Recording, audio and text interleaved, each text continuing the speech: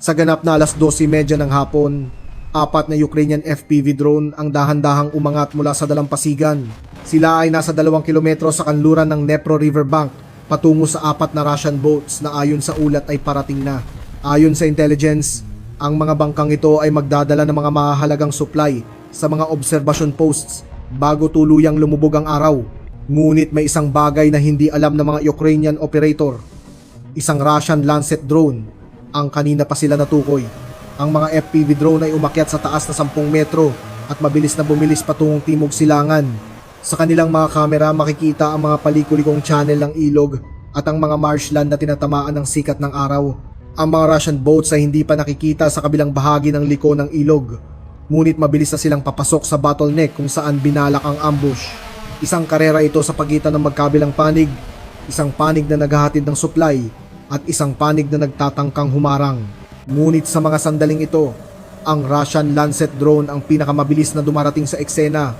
Ang unang babala ay nanggaling sa isang Ukrainian spotter na nakakita ng kakaibang galaw sa langit.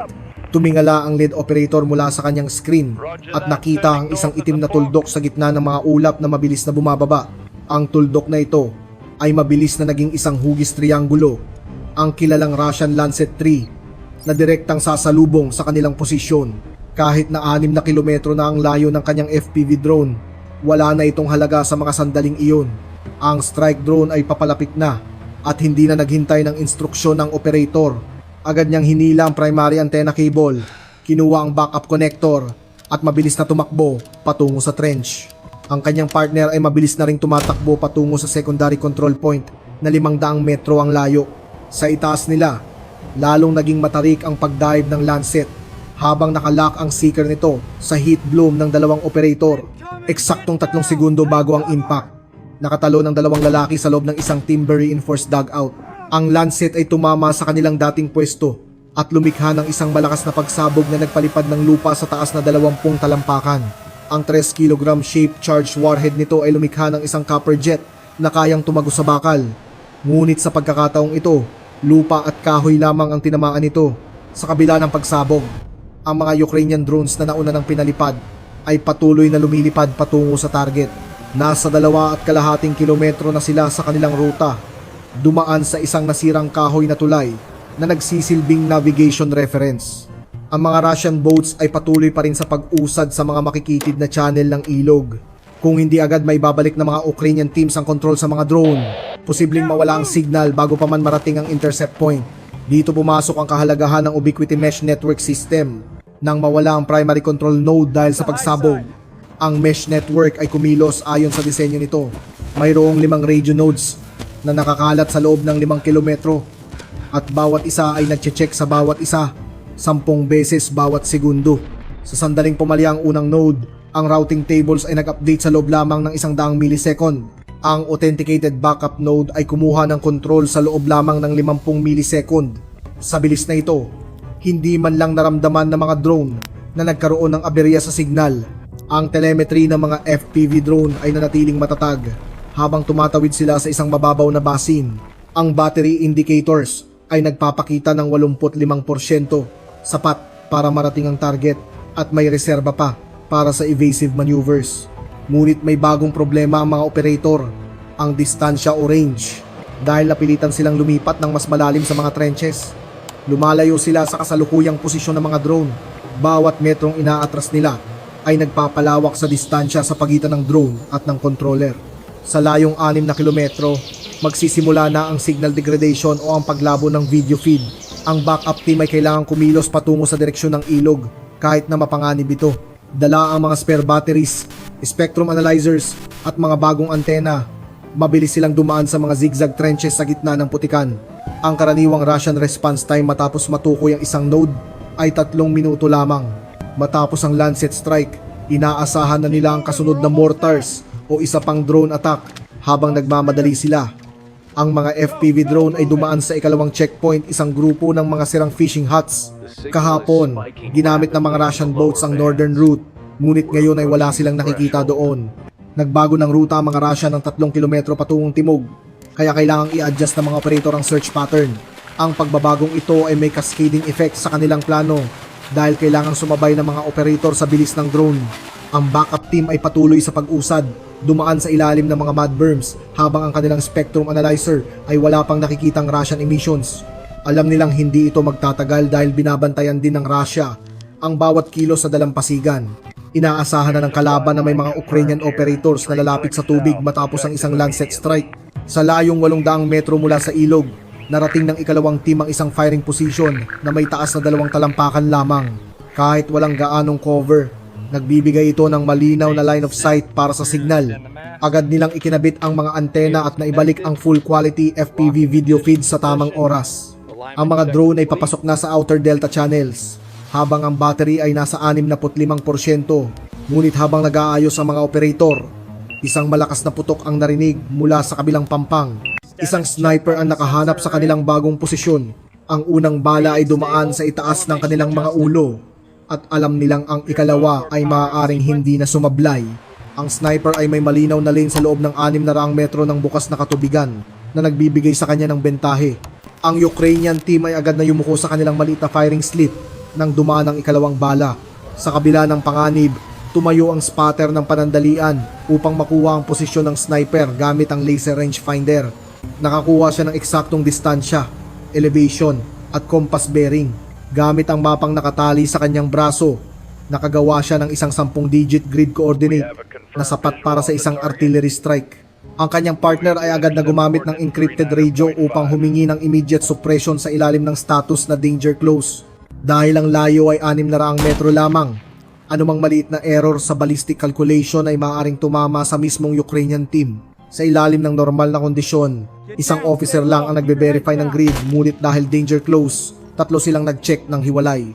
Sinuri ang powder temperature, barrel wear, at maging ang lateral drift na dulot ng pag-ikot ng mundo. Ang Fire Detection Center ay nag-input ng coordinates sa kanilang digital system upang automatikong kalkulahin ang ballistic solution. Ang observer sa field ang may pinakamahirap na trabaho. Kailangan niyang panoorin ang unang bagsak ng bala. Dito ginagamit ang mga mil sa halip na degrees para sa mas mabilis na kalkulasyon sa gitna ng labanan. Ang sangmil ay katumbas ng humigit kumulang 1 metro ng lateral shift sa layo na 1 kilometro. Ang kailangan sa misyong ito ay 289 meters ang elevation at 3,426 meters ang deflection. Sa madaling salita, kailangang itaas ang kanyon upang ang bala ay tumawid sa 18 kilometro at tumama ng bahagya sa kanan. Nang makumpirma ang lahat, ibinigay ng battery commander ang utos na mag-fire. Isang 155mm M795 projectile ang lumabas sa kanyon sa bilis na 827 meters per second na may time of flight na 47 segundo. Muling nagpaputok ang sniper at ang ikatlong bala ay tumama sa berm. Isang talampakan lang ang layo sa siko ng spotter. Ang sniper ay gumagamit ng sophisticated optics na may integrated range finding, kaya bawat putok ay lalong lumalapit. Muling sumilip ang observer sa kanyang mil-dot reticle at nakita ang unang bagsak ng artillery. Tumama ito ng 50 metro sa kaliwa ng target, kaya agad siyang nag-radio ng correction, right 50, add 25. Sa loob ng 30 segundo, 3 pang shells ang pinakawalan patungo sa sniper position. Bawat isa ay may dalang 10 kilo ng Composition B, isang standard military high explosive ng NATO. Ang ikalawang bali ay dumating ng mabilis. Ang unang impact ay maikli, ang ikalawa ay lampas, ngunit ang ikatlo ay direktang tumama. Ang posisyon ng sniper ay tuluyang nabura sa isang makapal na usok at nagliparang lupa. Tumahimik ang kabilang pampang at wala nang putok na nanggaling doon. Gayunpaman, alam ng Ukrainian team na pansamantala lamang ang katahimikang ito. Sinenyasan nila ang ikatlong team na nasa 2 kilometro sa hilaga upang magpalipad ng 3 pang fresh FPV drones. Ang mga bagong drone na ito ay magsisilbing backup sakaling magkaroon ng aberya sa unang wave. Ang mga operator sa berm ay muling nag-check ng kanilang mga screens.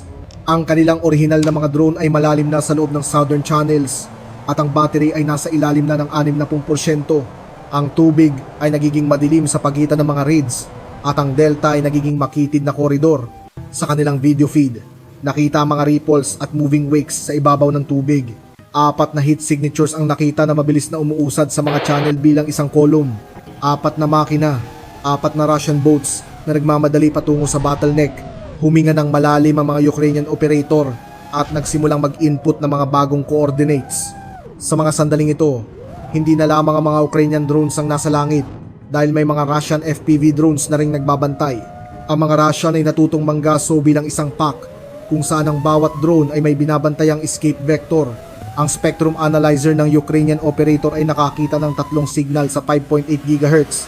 Ang pagdetect sa mga drone ay madali para sa magkabilang panig dahil ang transmission ay omnidirectional, parang isang bombilya na nagbibigay ng liwanag sa lahat ng direksyon. Gumagamit ang mga Russia ng murang spectrum analyzers upang makita ang bawat transmission sa paligid. Isang spike sa frequency na 570-45 GHz ang nagpapakita na may drone na papalapit. Binuo rin ng Russia ang tinatawag na RAM drone doctrine para sa Delta area dahil ang mga drone ay masyadong maliit para sa traditional air defense. Ang pagbangga ng isang $500 na drone sa kalaban ay mas cost-effective. May mga Russian operators na nakapwesto bawat 2 kilometro, handang magpalipad ng 10 drone bawat isa. Isang Russian FPV ang biglang bumulusok mula sa itaas. Target ang blind spot ng Ukrainian drone. Nagawa itong iwasan ng operator sa pamamagitan ng isang mabilis na barrel roll, ngunit isa itong bitag. May isa pang Russian drone na naghihintay sa direksyong pinagtataguan ng Ukrainian. Dahil dito, pinatay ng Ukrainian operator ang throttle at hinayaang mahulog ang drone na parang bato upang makaiwas. Ang physics ng drone ramming ay brutal dahil kailangan mong tamaan ng isang mabilis na target habang ikaw ay mabilis din. Mayroon lamang 250 milliseconds na reaction time ang tao at ang video feed ay may 50 milliseconds na latency sa oras na makita mo ang target at magpadala ng command. Ang iyong drone ay nakagalaw na ng 8 metro. Muling umangat ang Ukrainian pilot. Halos masagi ang ikatlong Russian drone na sumasalubong sa kanya. Ginamit ng Ukrainian pilot ang sikat ng araw upang silawin ang mga kamera ng mga kalaban. Ngunit mas marami pang Russian drones ang pinalipad mula sa mga nakatagong posisyon. 4, 5, 6 na FPV drones ang sabay-sabay na lumalapit sa kanyang lokasyon. Hindi kailangan ng mga Russian na maging magaling. Kailangan lang nilang maging marami hanggang sa isa sa kanila ay makachamba.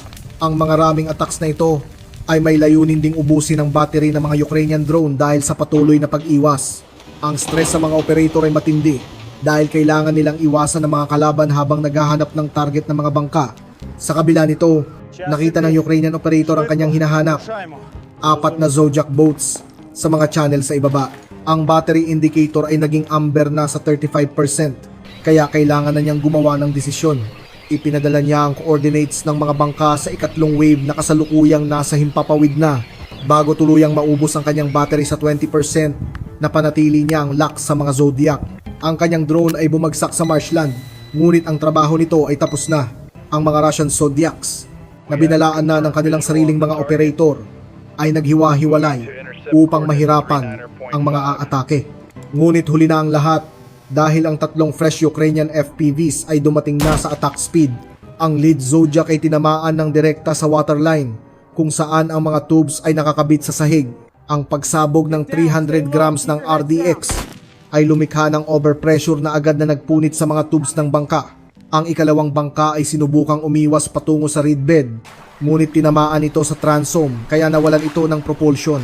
Ang ikatlong bangka ay hindi rin nakalayo at agad na tinamaan ng isa pang drone. Ang ika-4 na bangka ay nagawang dumaong sa matataas na reed sa pag-aakalang ligtas sila doon. Ngunit ang thermal camera sa hindi naloloko ng mga halaman. Nakita ang heat signatures ng mga crew at ng mainit na makina. Ang mga natitirang drones ay naghulog ng mga grenades sa nakadaong na Zodiac hanggang sa ito ay maging abo. 4 na bangka ang tuluyang na-neutralize kasama ang mga mahalagang supply na dapat sana ay makakarating sa mga posts. Dahil dito, ang 5 kilometro ng riverbank ay mananatiling unmonitored sa loob ng 72 oras.